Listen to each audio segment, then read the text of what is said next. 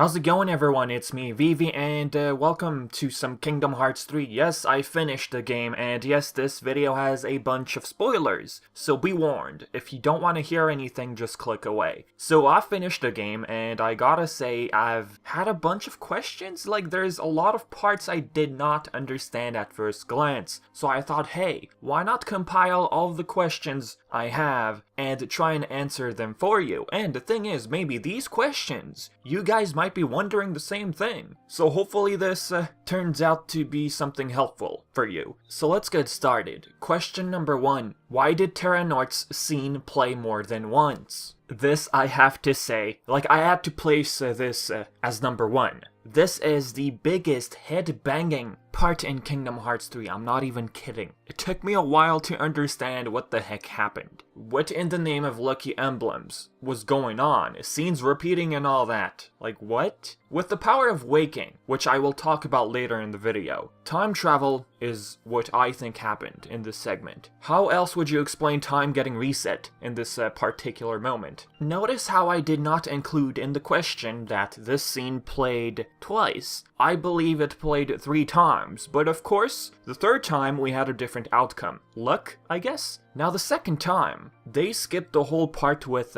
TERRANORT. I'm basically saying, 3rd time was the charm. A common phrase we've all heard in our lives. Sora tried saving everyone, once, and wound up in the same situation for a 2nd time. Riku trying to defend the Wave of Heartless and Sora just vanishing again. The 3rd time, Sora succeeded with Kairi coming to the rescue. We can say Sora was already abusing the power of waking in those situations. What I found weird is, we get the final world before his first attempt at saving everyone. Cue Sora dying again, along with everyone, the same exact scene playing, just shortened. Now on his 2nd attempt, the final world is absent.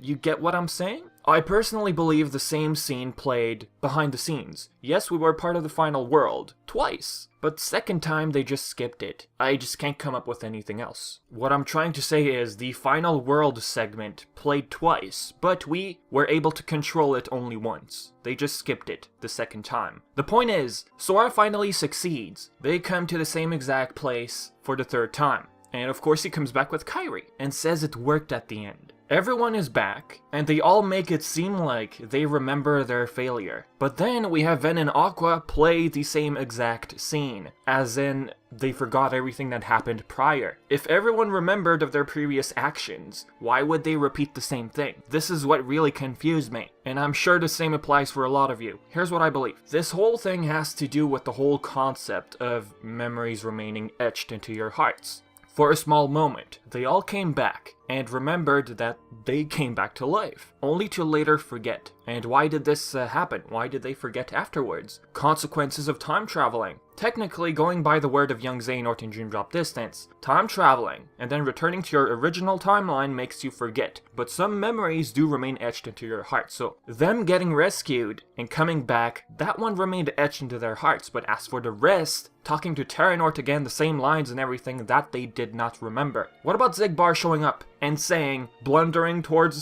2nd failure? And then Axel says, yeah, we failed with style. Okay. I believe that was a Dream Drop Distance related. How would Xigbar know these guys time traveled? Plus a 2nd time. He says a 2nd time, but this is technically the 3rd time they end up in the situation. And when? Just take into account REPLIKU, him saying, here's the true mark of mastery, implying that what Yancey put Sora and Riku through was a failure. And that's, I think, what Xigbar was implying. Off topic a bit, world lines, which is a new concept in Kingdom Hearts. I'll probably make a separate video, but the point is, Sora going back through time, where darkness did not prevail. Okay, when they all quote-unquote died, we get the passage, the last page from the Book of Prophecies. That's everything the Master of Masters saw with his gazing eye. But that's the thing, the Book of Prophecies recorded the events of that timeline, where everyone eventually dies in the end, where darkness prevails. As to why the book stopped right there. I mean, it would have continued. They all died, but the no-name Keyblade was still there with someone. Something happened to no-name, I guess? Or the timeline went completely inactive because everything fell to darkness since the Guardians of Light fell. The book, however, was incapable of recording the events of this new branch in the timeline, aka a world line. Sora going back through time and creating, I'm not gonna use the word a parallel timeline, but a new branch. Like the old timeline where everyone dies still exists, but now we have a new branch. Here's a schematic. Changing world line could also explain the gang's faint memories of what they did before. This is basically a new concept to Kingdom Hearts. Hopefully they're gonna dive deeper into this with future installments. Now, and before people in the comments bring up Steins Gate, if that's how you pronounce it, I'm waiting for it. Steins Gate, if I'm not mistaken, started off as a PC game on Steam, and then they made an anime series and then a movie. I mean, did Nomura watch it? That's Live Fox. Basically, Steins Gate has to do with time travel, parallel universes, world lines, branches in the timeline, how memories get affected when moving from one timeline to the other. Like, I'm just giving you a general idea. With that out of the way, here's another head scratcher. Let's get back to the point. When everyone died, they gained the ability to time travel because they lost their bodies. Now, their situation is a bit different. As for young Xehanort, he went to the future and he went back to his original time afterwards. But as for Sora and company, they lost their bodies and time traveled to prior dying. It's not like they went back to their original timeline when they did time travel. Their original timeline when time traveling would be seconds before dying. You understand what I'm saying? I believe their hearts merged with their past selves at that instant, before facing everyone again. If not, there would be two versions of themselves. Is this possible? To take over your body and mind? Yes. Confirmed by Nomura with Dream Drop Distance, the whole young Xehanort situation when Mickey cast Stopza. When King Mickey stopped time, young Xehanort began to move. Since he can control time, was he breaking the King's spell? Nomura. Young Xehanort wasn't using his own power at that time. The King's magic was broken because Master Xehanort assimilated young Xehanort. Also, think about how Maleficent time traveled to an earlier version of Enchanted Dominion. This was part of another story update of Union Cross. She most likely took over her Data self. The earliest version of Enchanted Dominion was a Data version, created by the Master of Masters. I did make a separate video talking about that situation. If you're confused, there's a video about it. Maybe you'd like to see it. So this whole thing, you possessing your older self, it's possible. So how do we explain the lingering will when their battle with the Heartless happened for their third time? This brings me to the next question. Before I proceed, hopefully you didn't get too confused with the first question. I believe that was the biggest, most confusing situation KH3, so I thought of featuring it as number 1. If you didn't understand, maybe watch it a second time. I mean, you decide. Okay, let's move on to question 2. How did Lingering Will, aka Terra's mind, show up right on time? There's an optional skippable scene with Namine's heart in the final world. There's probably a lot of, but why did they make it optional? I know. She tells Sora that Terra has a strong will, implying he was able to retain his mind or soul. The terms soul and mind are interchangeable. Terra was able to contain that within his armor. She says, I will try tracing his connection. We can say this worked the third time they encounter Terranort. It's not like she said, I will do it. I know how to do it. She said, I will try. So I take it the third time they faced the wave of Heartless, she successfully pulled through, came into contact with Terra's mind. And honestly, this isn't the first time Namine communicated with Lingering Will. Remember the exclusive canon dialogue between Lingering Will and Namine during the Orchestra in Japan? We had that as well. I'll leave the link in the description below. Honestly, me saying she failed the first time, I could be very wrong. Cause look, we got the same exact scene where Sora dies again, like a short scene. Lingering Will could have been present, but failed at that moment. Like he failed, right? It happens. The idea is Sora, thanks to his connection to Kairi, was able to awaken his friends more than once. Abusing his power. Although failed until Lingering Will showed up and finally succeeded. Also, think about Sora and Kairi sharing a Papu fruit, these two being bound together. Now ultimately, guys, the point is, Namine was responsible for Lingering Will to show up. Long story short, these scenes in Kingdom Hearts 3 are a clustered mess. Like, sometimes I'm like, we shouldn't give Nomura too much credit. Like, am I mistaken to say that the scenes are pretty messy in the end? Like, a lot happened. I was like, okay, whoa, slow down. Don't you have the same feeling? I mean, where did Lingering Will go afterwards? This brings me to the next question. What happened to Lingering Will after facing Terranort? I take it he went back to the Guardian, allowing himself to finally, after all these years, to remove the cloth from his mouth. That was a crazy scene. I loved it. I take it his mind finally gained control over his heart. Someone with a strong heart, their body and soul remain behind, aka nobodies. That's the general idea. But TERRANORT, you know, Ansem the Wise's apprentice, he was a fusion of two hearts. Xehanort's mind, or soul, ultimately took form as Xemnas. As for Xemnas' appearance, we can say that was an influence of Terra. Easy. If Xemnas was a result of Xehanort's soul or mind, what about Terra's? Where is his mind? Thanks to Terra's strong will, his soul remained in the armor. An empty armor, which is very uncommon. Similar to how Riku kept his body in the realm of darkness when Ansem cast it away, you know, using Riku's body to gain his own body. His strong will to try and find Sora and Kairi allowed him to remain in the realm of darkness as a whole being. Terra's mind, if it is what took control of the Guardian finally after all these years, his heart was, you know, just feelings. He was feeling, but he just really couldn't express without his mind.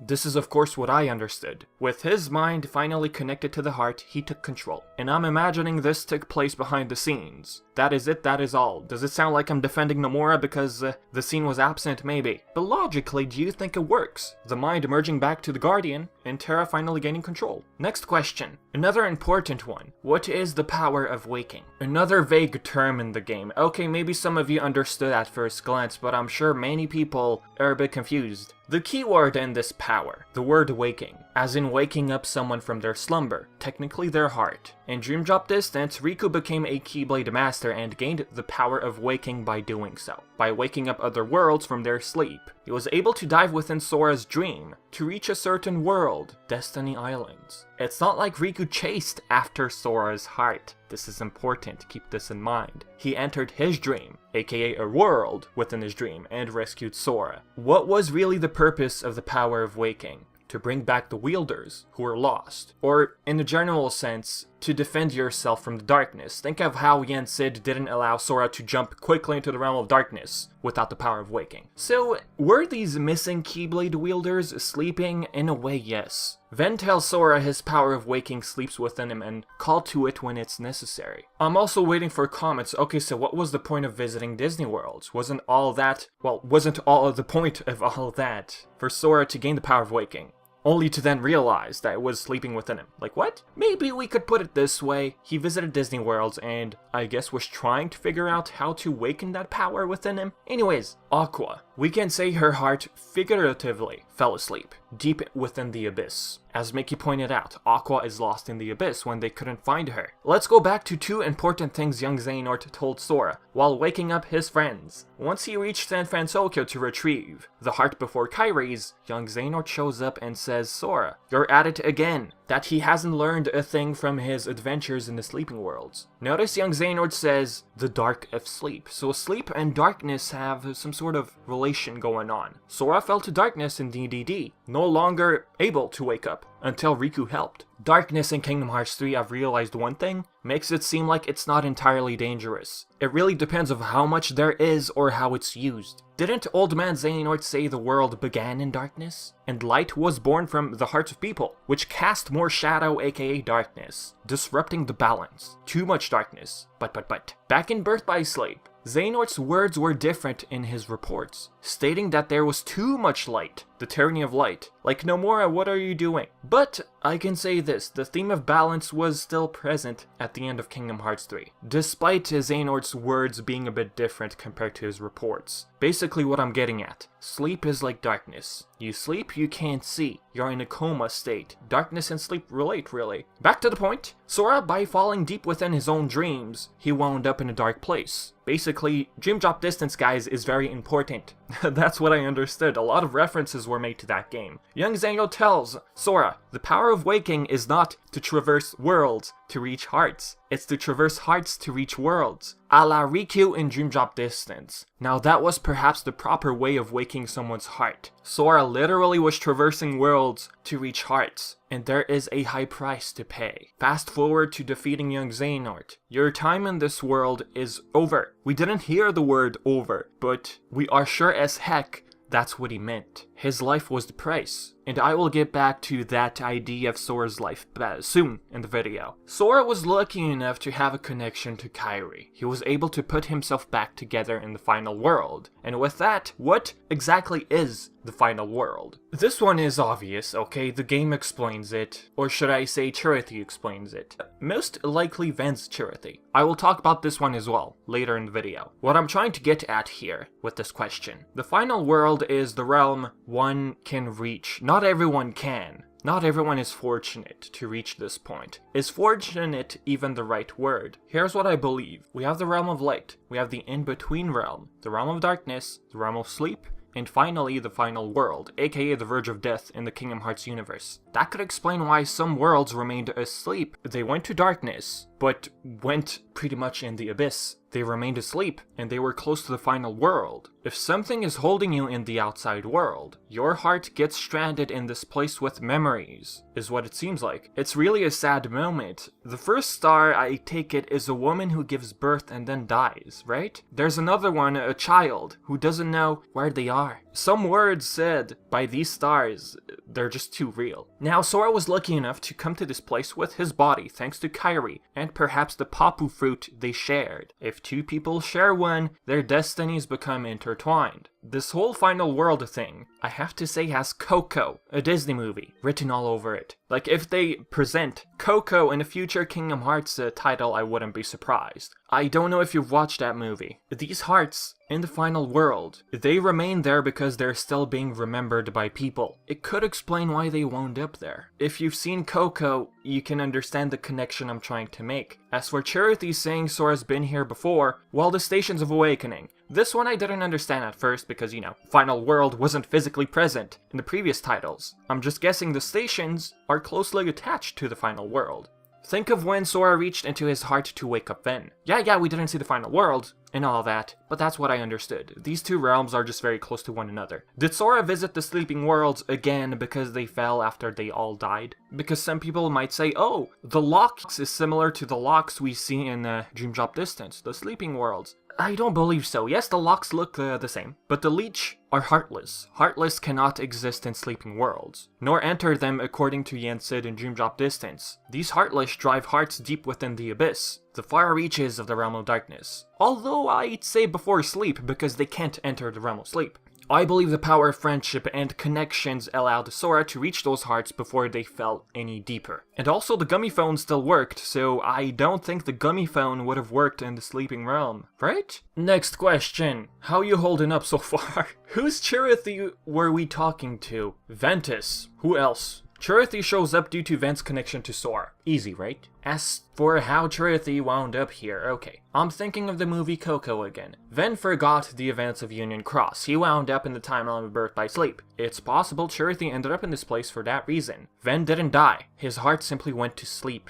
At one point, CHIRITHY even points out that his friend forgot the past. So by time traveling to the timeline of Birth by Sleep, which is yet to get explained in Union Cross, it could have caused CHIRITHY to simply get lost. Naturally, CHIRITHYs die when the player dies, right? What happens to them when their player forgets them? Hey, maybe since Ven fell asleep within Sora, that's when CHIRITHY wound up here. Like I said before, sleep and darkness have a very close relation. So CHIRITHY was lucky enough not to end up in the abyss, but to end up in the final world, in some shape or form. We can also say this. CHIRITHY, when Ven was awake in Birth by Sleep, was probably looking for Ven, but by the time she finds him, Ven rests within Sora, causing CHIRITHY to end up in the final world. And now during the ending, CHIRITHY is back. However, I don't believe this means Ven remembers his past. He probably saw a cute, fluffy cat-looking thing and picked it up and told Aqua and Terra, hey, look what I found! If Ven remembered, Aqua and Terra, I believe, would have had this shocked face in this scene like, what are you talking about, Ven? They don't show that. So the idea of CHIRITHY is, and how he wound up there, well, Ventus forgot, that's one. Or him sleeping within Sora caused CHIRITHY to end up in the final world. So we can say CHIRITHY was looking for Ven and was unfortunate because Ven, you know, the clash with Vanitas, Ven went to sleep within Sora. Next question. What happened to Sora? Did he quote-unquote die? I don't like using the word dead, okay? Because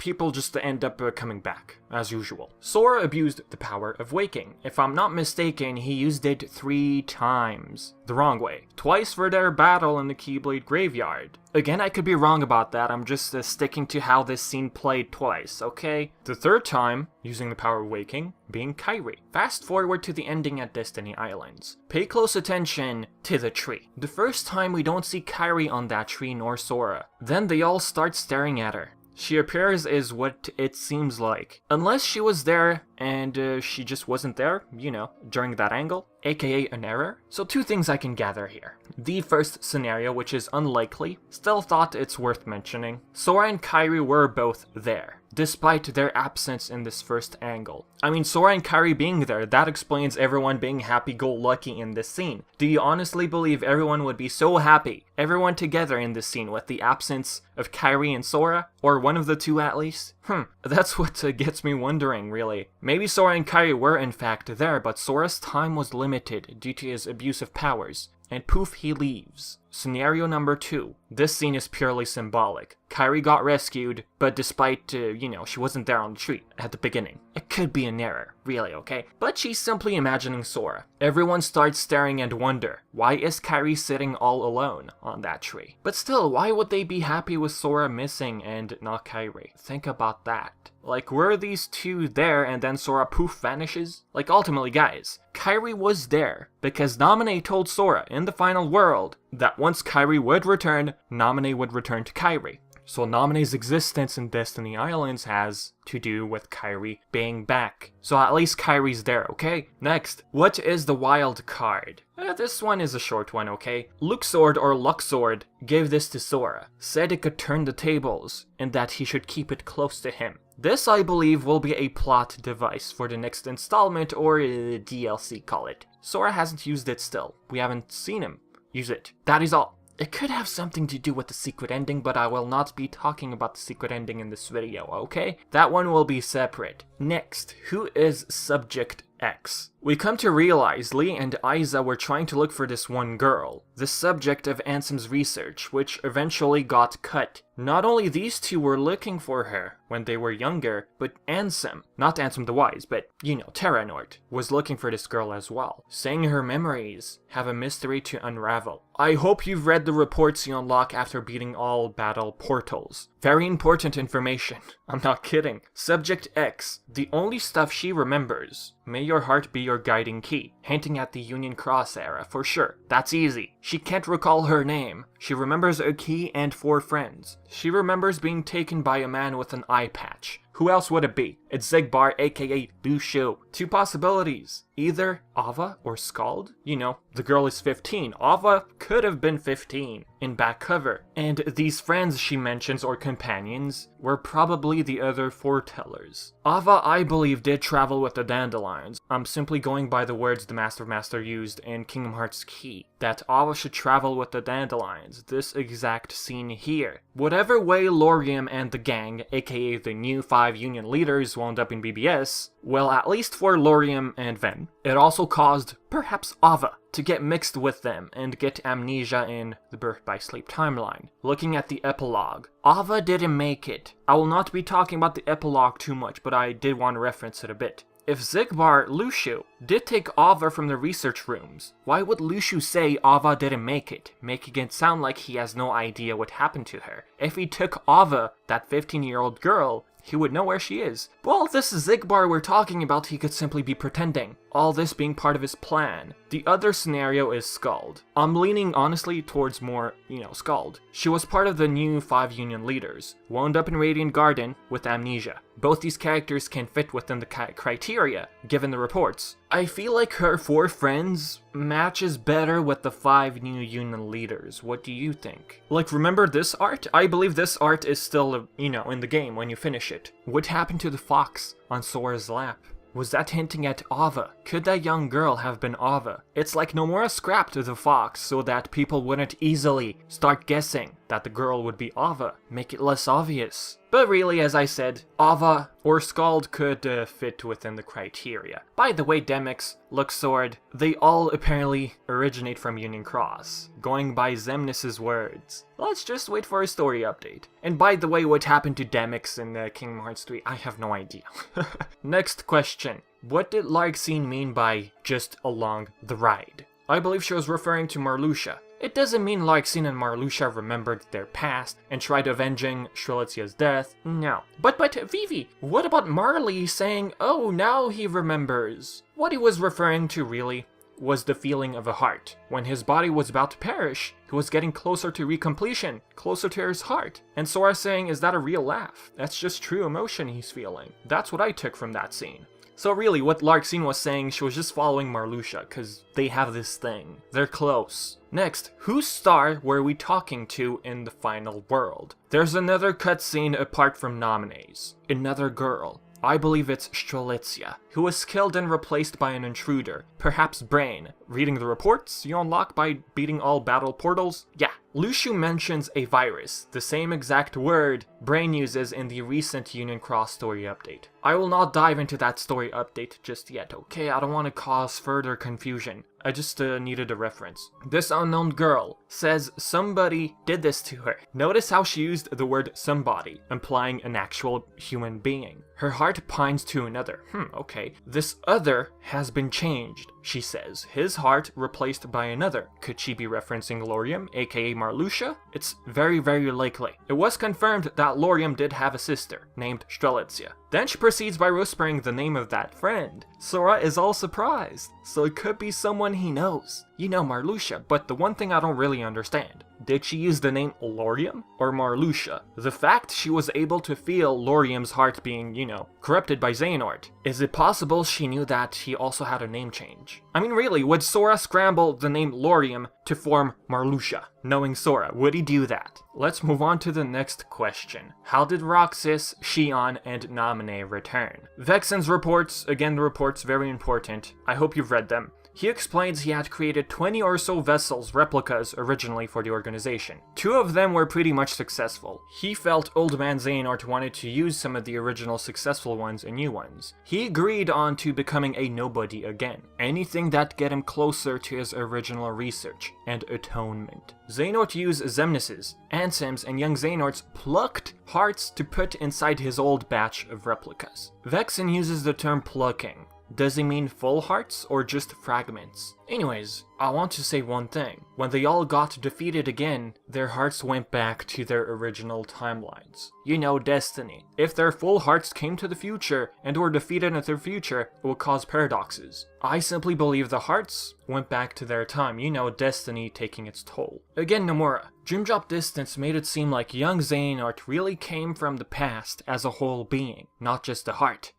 Or maybe Vexen is simply wrong, I don't know. Maybe this is something Xehanort realized afterwards? Like young Xehanort originally did take his old being to time travel, but then he realized it's too dangerous, he needed a different procedure. He got Vexen, convinced them to join the organization again, and Xehanort felt by using replicas he would avoid a paradox. Fragments, if so, were enough to make them human as possible. Again, I'm just going with the term plucking. It could just really be their full hearts, as Roxas believed, so anyways, he did say hearts, he didn't say fragments. Thinking about fragments, that's what the new organization was, fragments, and empty shells. Yes, nobodies can grow their own hearts, but not enough time was given for these nobodies to grow their own one, fully. A fragment itself didn't turn everyone into pure Xehanorts. That's what I mean. In order to atone, he wanted to use replicas, I'm talking about Vexen, to bring back Roxas and Namine. That seems clear. As for XION, organization, I believe, used their old data to bring her back. Her following orders for the organization. Ienzo in the report states that Sora has 3 boxes containing the hearts of 3, Van, Roxas, and XION. To bring them back, not only did they have to retrieve data from Ansem's computer on their memories, you know, the computer in the basement at Twilight Town, the memories of Roxas and Namine, but also their heart, and a replica was needed. Vexen's replicas to be precise. To awaken those sleeping hearts within Sora, a spark would be needed. The battle at the graveyard caused enough spark for Roxas and XION to regain consciousness in replicas, to come back as their normal selves. Demyx dropped off a replica for Roxas, That's what Vexen wanted him to do. Sora was in a moment of need, and poof, ROXAS is back. Same goes for XION, although not obvious how the heart returned for XION. Here's what I think. XION was brought back to serve, for the new organization, using their old data. That we can understand now. And of course with Fragment of Xehanort, despite not seeing her eyes. The whole point of the organization is to have 13 Xehanorts, right? ROXAS in this scene says XION. It's not Sora, it's ROXAS speaking. ROXAS' heart, at that moment, was still within Sora. So yeah, ROXAS started to remember XION due to the replica and the whole data shenanigans. The moment Xemnas kicked XION into Sora, that's when the heart transferred. I'm guessing this scene was put up for interpretation. How else would you explain XION's heart returning to the replica? And her eyes remained closed. So we can say, by the time her heart went back to the replica, she got her normal blue eyes again. Next question. I know it's a lot, but we're almost there. REPLIKU, aka Riku Replica or RIKU-ANSEM. This is another thing I did not understand. This took me a while. The game up until the final confrontation made it seem like it was RIKU-ANSEM's heart from the past into a replica. Especially the scene with Maleficent. She made it seem like it was indeed RIKU-ANSEM from Kingdom Hearts 1. What about the whole thing with Baymax? I believe that was their way of trying to understand how puppets work better, to bring back a more successful XION and all that. Ultimately, it still failed. XION regained her memories and came back. Here's what I finally understood. Xehanort used a new replica, and also used old data of REPLIKU from Chain of Memories. The real present-time REPLIKU's heart remained in Riku. That was new to us. It was revealed. Puppets can grow hearts. It needs time. How can toys grow hearts, right? Anything can grow hearts with time. So why not REPLIKU in Chain of Memories originally? He did, and he hid within Riku. Basically, this dude is REPLIKU, data from the past with a mix of Xehanort's present-day fragment. As for him telling Riku, that was our finest hour, it also makes it seem like it's RIKU-ANSEM, but really, we're talking about Xehanort's fragment. He just remembered that moment and was toying with Riku. And then when new REPLIKU was all confused again, while it has to do with the old data. As simple as that. Data which was still inside an empty heartless puppet, but ultimately grew a heart and hid within Riku. Next question. What exactly is SCALA at KEYLUM? Again, another obvious one. I wanted to bring this up because there's something I want to say. This place translates to Stairway to Heaven, and was where his young self and Ericus trained under their master, I believe, and where they played chess. I mean, the beginning made it seem like it. How did Sora end up here exactly? As Riku pointed out, young Xehanort became a time portal, so all versions of himself would have that special ability, although only used by Xehanort through guidance. Young Xehanort I'm talking about. Think of how Sora and Riku were sent to the past at Destiny Islands. Dream Drop Distance. Their bodies did disappear at some point in Kingdom Hearts 1, granting them the ability to time travel, but they just weren't aware of it. Yen said used that opportunity, their hidden power, to send Riku and Sora back to Destiny Islands before it fell to darkness, as a way to the portal to Dream Worlds. Why was the raft absent in Kingdom Hearts 1 during the storm? Why do you think? Sora and Riku from the future took it. And why they looked younger when they went back in time, it was Yensid's magic confirmed by Nomura a while back. Sora, Donald, and Goofy were able to travel to the past with their whole bodies this time, because Xehanort, as Riku pointed out, was a time portal. As to what happened to SCALA, or whether or not it still exists, we have no idea. It doesn't seem like it, just going by the words of Xehanort. Xehanort described this place as a seat of power to previous wielders, a nexus from which all worlds spring. I think that nexus thing has to do with how the light of children, the Dandelions and the Union leaders, kept the light alive. And this place seems to be built on the ruins of Daybreak Town. Look underwater closely, that looks like the clock tower from Daybreak Town. If so, then that means the Keyblade graveyard is not the ruins of Daybreak Town. Plus, prior to the war in Kingdom Hearts Key,